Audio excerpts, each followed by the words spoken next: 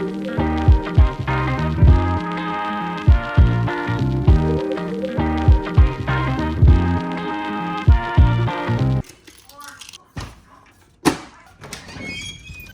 is up, everybody?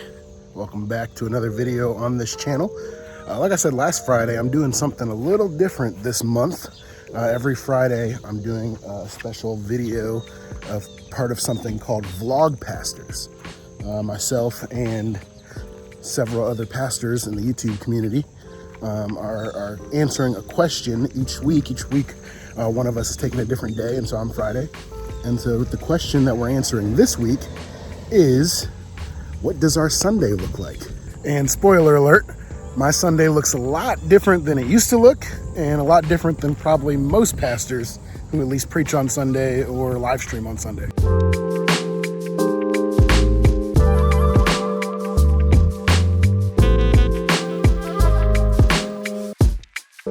The reason why I think my Sunday looks different than a lot of other pastors is because not only are we completely online, but we do everything completely pre-recorded, so we're not even live yet. We're gonna be switching to that soon. But as a result, my Sunday mornings are actually pretty laid back. But I try and make them meaningful as well. And so one of the ways I do that is at the beginning of each Sunday morning, I start off by walking. Walking has become a spiritual discipline of mine where I just kind of spend time with the Lord while walking. I'm usually listening to either some worship music or another sermon on Sunday morning from either another pastor I know or another pastor I greatly respect, and just listening to what they're doing that Sunday morning. Our service is posted at 10:30 Eastern, so I have a couple hours in the morning to be productive. And one of the ways I start that is by walking to the grocery store.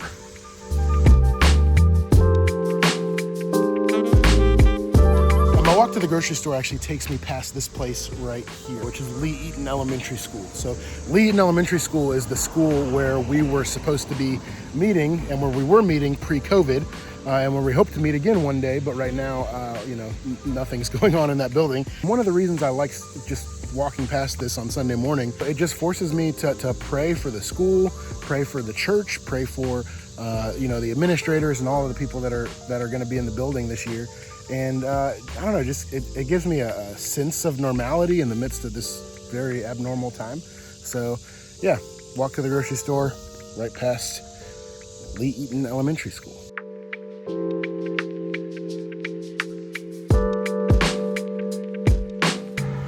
All right, huge fail. I got all the way to the grocery store and then realized I forgot my mask at home. So now I'm walking back home, and then I'm probably just gonna drive to the grocery store because it's not a long walk, but why do it twice? Ada! Hey! You really? What's up? You hungry? You on day to make some breakfast? Cookies? You want some eggs and bacon? Yeah, cookies.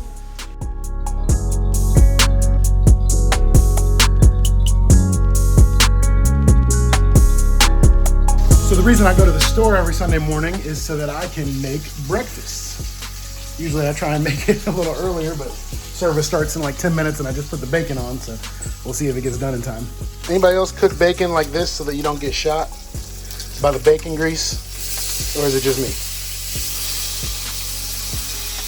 Gotta protect these wrists. All right, it's time for church. All right. Disclaimer, I just went for a run. I don't usually look like this. You look great. Thank you for joining us here at the Chapel Nordonia online service. We're gonna have 2 songs, the kids moment, the sermon, and then 2 more songs. I'm glad you're here and enjoy. Who is that singing on TV? Mr. Nick. Yeah. Jesus said to him, I am the way, and the truth, and the life. No one comes to the Father except through me. Full transparency, last 5 months have been some of the most difficult months in ministry-wise for me. I know that sounds silly to say because I think this has been the last 5 months have been difficult for everybody, but specifically in ministry, these have been the most difficult months, but they've also been the most faith-building months as well. while the temptation for me to worry still creeps into my heart almost every single day. What's going to happen to this church plant? What's going to happen to those who said that they wanted to be a part of this church plant, but then I haven't been able to reach out to and contact? Right? What's going to happen? All that fear and anxiety creeps into my heart all the time, but then God always provides me with the peace that passes all understanding, because back in April, back when things seemed like they were at their worst, I made the decision to say, God, I don't know why this is happening, but I know you. God, I don't know what's going to happen to this church, but I know you. God, I don't know how we can best and most effectively do ministry to the lost and broken people in the Nordonia community and the surrounding communities, but God, I know you. And the only thing that matters in my life right now, God, is that I want other people to know you as well. Who took on flesh, fullness of God in helpless babe. All right, so the service is over. It's always a little weird for me to watch it with another person, even if it is Amanda. I don't know what's worse, when I don't tell a joke and she does laugh, or when I tell a joke and she doesn't laugh. Then I just know that was a miss. But no, whenever the service is over, we always have church time with Ada. So we find some songs on YouTube or a VeggieTales episode or something and watch it with her. And so that's what we're watching right now. So that's my Sunday in a nutshell.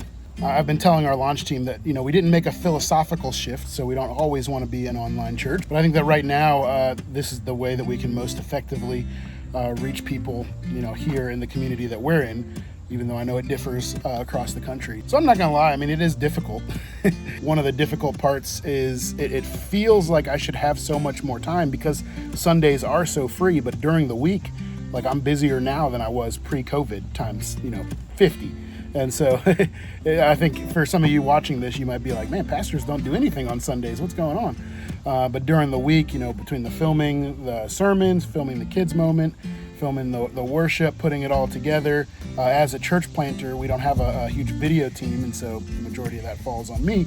And so, it's difficult to be in this phase, but I really do believe that the Lord is going to be moving in amazing ways through our church and through digital ministry for the foreseeable future. One of the things pastors don't often talk about is how Mondays can be kind of difficult because you're thinking about how you wish Sunday would have gone a little bit different. And one of the difficulties of online ministry, specifically pre-recording, is you kind of feel that throughout the whole week. I get less sermon prep because I'm preaching on Thursday. And so then I'm kind of thinking on Friday and Saturday, what I wish I would have done different. And then Sunday, it's like you get to watch it and then say, either, that wasn't as bad as I thought, or yeah. And then Monday's the same as usual. So I'm not complaining. I love what I do. But there definitely are some difficulties. But one of the benefits is just being able to worship as a family. On Sundays, typically if I'm preaching on Sunday, I'm in game mode, right? And so I don't get that family worship moment. But to be able to worship together as a family, and then Ada's there, when we're recording the worship sets and just dancing in the gymnasium. And, that's something that I am going to miss from this. But, I'm looking forward to when this is over, but I don't want to look past the moment that God has given us either.